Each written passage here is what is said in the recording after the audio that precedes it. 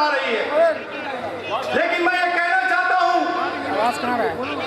कि ये जो विधायक बनता है उसकी जो जिम्मेदारी होती है वो पिछले 70 सालों से हम सभी के बीच में निभाई नहीं गई। हमारे बीच मोहम्मद अली खान, रशीद ताहिर मोमिन, महेश चोगले, अबू वसीम आजमी, रुपेश बात्रे और रईस शेख एमएलए बने।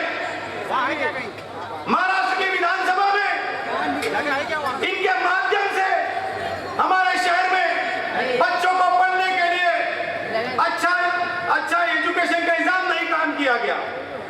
आप ये देखिए, आपका बच्चा या मेरी बेटी अगर उसको आला तालीम हासिल करना है तो भिवंडी शहर से बाहर जाना पड़ता है। आप ये देखिए कि आपको इलाज की सुविधा अगर लेना है तो भिवंडी शहर से बाहर जाना पड़ता है। भिवंडी शहर का एकलौता आईजीएम हॉस्पिटल जहां पर हम गरीबों के इलाज के लिए दवाएं मैसर नहीं, इलाज के लिए मशीन नहीं, इलाज के लिए डायरेक्टर मैसर नहीं। क्या आपने कांग्रेस, एनसीपी, समाजवादी जैसी सेकुलर पार्टियों को नहीं जिताया था? हम ये देखते हैं कि मुल्क में जहां भी झुग्गी झोपड़ी नजर आती है मुसलमान नजर आते हैं, लेकिन इन झुग्गी झोपड़ी इलाकों में हमारे लिए तालीम का इंतजाम नहीं होता, हमारे लिए सेहत मौका नहीं खोल के दिया जाता, बल्कि हमारे इलाकों में जुगाड़ जुए के अड्डे खोले जाते, अफीम गांजे के अड्डे खोले जाते।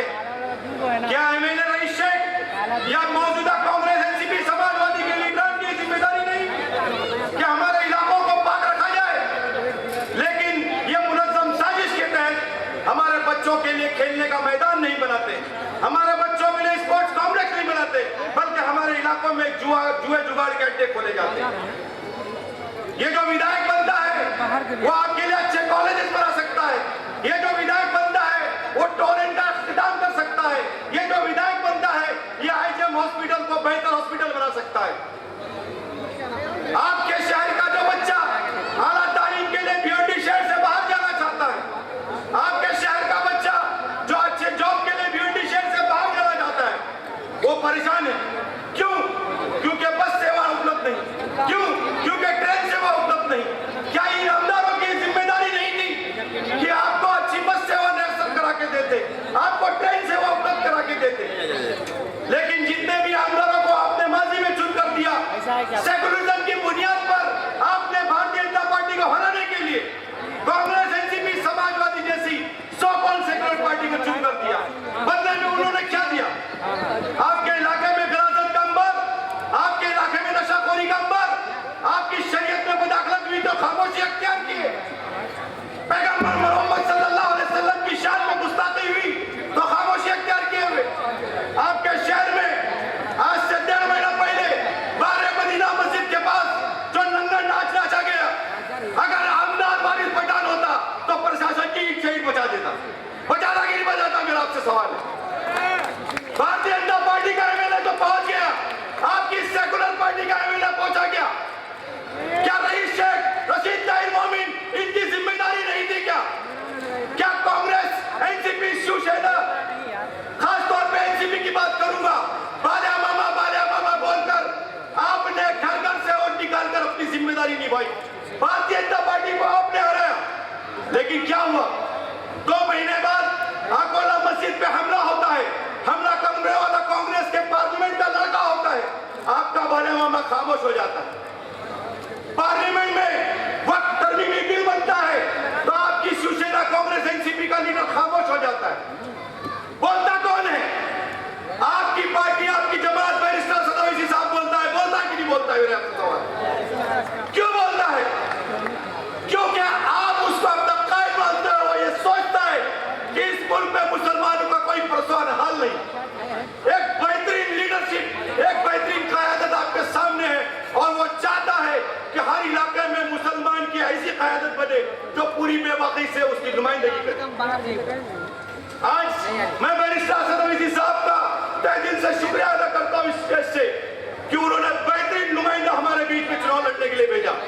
मैं उस बेहतरीन नुमाइंदे की बात इसलिए कर रहा हूँ कि हम ये देखते हैं कि 2014 से 19 के बीच की तकारीर, आप असेंबली का रिकॉर्ड उठा के देखो, मुसलमानों में जब भी मसाइल हुए, मुसलमानों में जब भी मसाइल आए, सबसे ज्यादा असेंबली में अगर किसी ने बेबाकी से नुमाइंदगी की है, तो आपका अपना भाई वारिस पठान ने की। रईस शेख टोरेंट के लिए बात करते हैं, बाया मामा टोरेंट के लिए बात करते हैं, आपको बेवकूफ बना के चले जाते हैं। टोरेंट का इख्तिताम हुआ क्या? आईजीएम हॉस्पिटल के लिए क्रेडिट का पिछले 4 साल में अनगिनत बार ओपनिंग। आज की परिस्थिति ऐसी है कि इंदिरा गांधी मेमोरियल हॉस्पिटल में आपका भाई या मेरा बच्चा जब भी इलाज के लिए जाता है तो होता क्या है? इलाज नहीं है।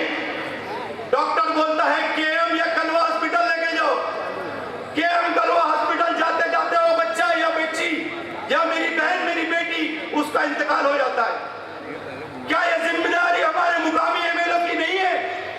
हमने ऐसे नाकारों को चुन कर दिया है जो बुलंद बात करते हुए भारतीय जनता पार्टी को हराने की बुनियाद पर हमारे बीच में आते हैं, हमारा वोट हासिल करते हैं, लेकिन जब हमारी बातें आती हैं तो खामोश हो जाते हैं। तो मेरे प्यारे दोस्तों, बुजुर्गों और साथियों, आज इस बात को लेकर मैं आपसे रजा करूंगा कि हुकूमत बनेगी, सो कॉल्ड सेकुलर पार्टी की हुकूमत बनेगी।